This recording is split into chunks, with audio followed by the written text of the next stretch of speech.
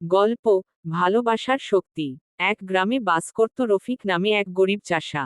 তার সংসারে ছিল স্ত্রী, দুই সন্তান আর বৃদ্ধ মা। খুব কষ্ট করে সে জমিতে চাষ করত। কখনো ধান পেত, কখনো না। তবুও সে কখনো হাল ছাড়ত না। রফিকের পাশের জমির মালিক ছিল হজরত আলী। তিনি ছিলেন খুব ধনী, কিন্তু গর্বিত। গরিবদের তেমন মানুষ বলেই মনে করতেন না।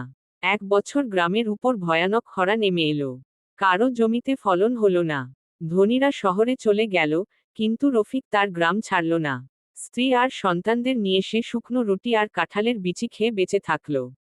একদিন হঠাৎ হজরত আলীর শহরের ব্যবসা ধ্বংস হয়ে যায়।